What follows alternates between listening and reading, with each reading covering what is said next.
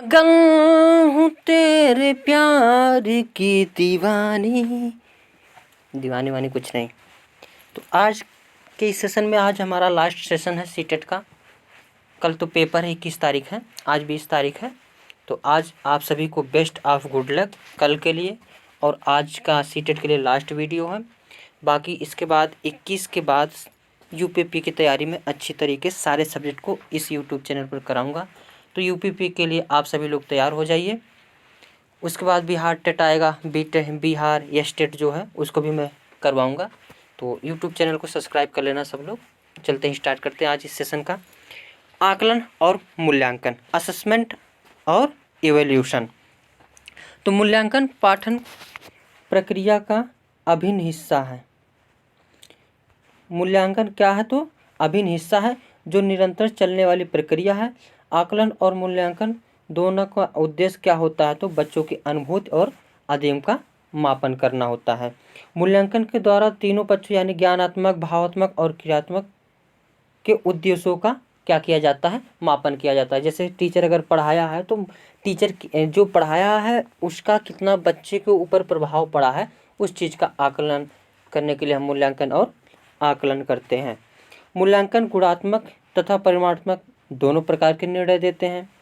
आकलन की प्रक्रिया मूल्यांकन करने के लिए की जाती है, अर्थात आकलन मूल्यांकन के दौरान होने वाली प्रक्रिया है। ये चीज़ हमने बताया था कि मूल्यांकन के अंतर्गत क्या आती है? आकलन आती है। मूल्यांकन पापा होता है और आकलन उसका बेटा होता है। आकलन एक संक्षिप्त प्रक्रिया है। मूल्यांकन व्यापक प्रक्रिया है और मूल्यांकन का अर्थ है मूल्य का अंकन करना। अर्थात किसी वस्तु का, यानी यहाँ पे बच्चे हैं ना, तो बच्चे पढ़ रहे, तो बच्चे का मूल्य की, यानी टीचर जितना पढ़ाया है बच्चे को कितना समझ में आया, ये सभी चीज़ का। और वैसे अगर देखो तो मूल्यांकन मतलब मूल्य का अंकन करना। आकलन के बाद क्या आता है? मूल्यांकन किया जाता है। मूल्यांकन की विशेषताएं सीटेट में ये इम्पोर्टेंट है, जो विशेषताएं होती है इससे क्वेश्चन जरूर देखने को मिलते हैं। तो मूल्यांकन की विशेषता कितनी होती हैं? 5 होती है। वैधता, यानी वैध मूल्यांकन होता है जो वास्तव में उसी बात का परीक्षण करे जिसके बारे में वह जानना चाहता है। तो क्वेश्चन पूछा जाता है कि अगर मूल्यांकन का परीक्षण करे जिसके बारे में वह जानना चाहता है तो वह किसके अंतर्गत आएगा? विश्वसनीयता, व्यवहारिकता या वैधता? तो वैधता के अंतर्गत आएगा। वहीं विश्वसनीयता की बात करें, मूल्यांकन में विश्वसनीयता होनी चाहिए। विश्वसनीयता क्या है?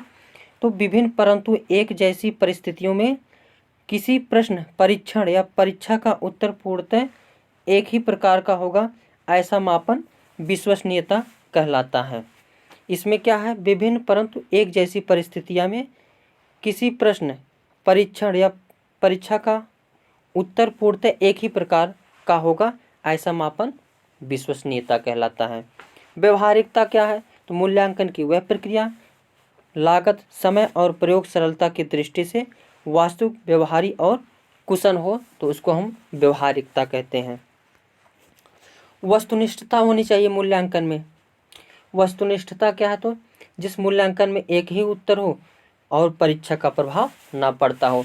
इसके जैसे इसका एग्जाम्पल हो जाएगा बहुविकल्पी प्रश्न। आप एक ही प्रश्न का टिक मतलब मारेंगे तो वही आंसर सही होगा। जबकि निबंध हो गया, कविता, ये निबंध लिखना हो, इसका तो ब्रॉड जितने लोग लिखेंगे उतने भाषा में लिखेंगे, उतनी चीज़ लिखेंगे, इसका कोई फिक्स मूल्यांकन नहीं होता। जबकि बहुविकल्पी प्रश्न जो होते हैं वह वस्तुनिष्ठता के, बहुविकल्पी जो है सही उत्तर देता है। तो वस्तुनिष्ठता में क्या होना चाहिए? जैसे बहुविकल्पी के प्रश्न। व्यापकता होनी चाहिए, यानी इसमें सारे गुणों का मापन होना चाहिए। इसके बाद मेन इम्पॉर्टेंट ये पोर्टफोलियो है। सीटेट की जान या बच्चे की जान भी कह सकते हैं। तो पोर्टफोलियो एक प्रकार की क्या होती है? फाइल होती है। इसमें बच्चे के निश्चित अवधि में किए गए कामों का संग्रह होता है पोर्टफोलियो में, और बच्चे की उपलब्धियों, प्रगति और कमियों को भी इसमें रखा जाता है। पोर्टफोलियो एक प्रकार का डायरी होता है जो प्रत्येक टीचर के पास होता है, और वह बच्चों के जितने भी कार्य किए रहते हैं साल भर का या डेली रूटीन का, उसमें लिखा जाता है कि बालक की कैसा विकास हो रहा, क्या कैसा कैरेक्टर है सभी।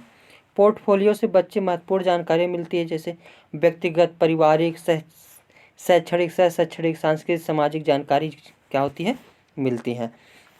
बच्चों के पोर्टफोलियो बनाने का उद्देश्य यह होता है कि उनका मूल्यांकन करने में आसानी हो, यानी उसका कैरेक्टर सही है, जो पढ़ाया लिखाएगा वह कितना उसको समझ में आ रहा है, उसको कोई डिसग्राफिया ये मतलब उसको कोई गड़बड़ी तो नहीं है सीखने में, लिखने में, गुणा करने में, डिसकैलकुलिया, डिस्मोर्फिया, डिस्थीमिया कोई भी नहीं। तो पोर्टफोलियो के माध्यम से मूल्यांकन करना आसान होता है। अगर कोई टीचर जब क्लास से ऊपर बच्चे जाते हैं तो पोर्टफोलियो को ऊपरी क्लास में दे देता है कि इस बच्चे का ये पोर्टफोलियो, अब इसकी जिम्मेदारी तुम्हारी है। रिकॉर्ड, इन्हें रिकॉर्ड जो है दो प्रकार के होते हैं, एक एनेक्डोटल रिकॉर्ड होता है, एक कम्युलेटिव रिकॉर्ड होता है। एनेक्डोटल और कम्युनेटिव। एनेक्डोटल में बच्चे के सभी तरह के रिकॉर्ड कर रखे जाते हैं, जैसे बिहेवियर, स्किल्स, एटीट्यूड। लेकिन सभी लोग ये ध्यान देना कि अगर सीटेट में पूछ रहा तो वहाँ आंसर पोर्टफोलियो अधिकतम सही होगा। कम्युलेटिव रिकॉर्ड, इसमें बच्चे के क्लास से संबंधित रिकॉर्ड रखे जाते हैं, जैसे एकेडमिक हो गया, अटेंडेंस हो गया, बिहेवियर हो गया, ये कम्युलेटिव रिकॉर्ड के अंतर्गत रखे जाते हैं। संज्ञान क्या होता है? तो संज्ञान का मतलब होता है सूचनाओं का संग्रह करना, यानी मनुष्य जिस पर्यावरण में रहता है उस वस्तुओं के, व्यक्तियों, घटनाओं आदि के बारे में जो अपने मस्तिष्क में अवधारणा बना लेता है उसे ही हम क्या कहते हैं, संज्ञान कहते हैं। संज्ञान के बहुत ही अमानसिक क्रिया होती है, जैसे कल्पना, चिंतन, तर्क, सोचना, विचारना, किसी की याद करना, डे ड्रीम में खो जाना, ये सभी संज्ञान के ही पार्ट हैं। संज्ञान विकास के चरण, ये प्रश्न पूछे जाते हैं इन तीनों में से। एक होता अवधान, दूसरा स्मृति और तीसरा मेटाकॉग्निशन। अवधान में संज्ञान का प्रयोग करते समय बच्चा पहले अवधान करता है, यानी बच्चा पहले क्या करता है, अवधान करता है संज्ञान करने से पहले। स्मृति, जब बच्चा अपने वातावरण के चारों ओर चीज़ों का अवधान कर लेता है तो वह उनसे संबंधित सूचनाओं को अपने दिमाग में इकट्ठा कर लेता है। मेटाकॉग्निशन, इसमें सूचनाओं को वर्गीकरण करके सही समय पर सही सूचना को प्रस्तुत करना मेटाकॉग्निशन कहलाता है। तो आज के इस सेशन में इतना ही। अब 21 तारीख के यानी 22 तारीख से आप लोगों का यूपीपी की तैयारी इस यूट्यूब चैनल पर किया जाएगा।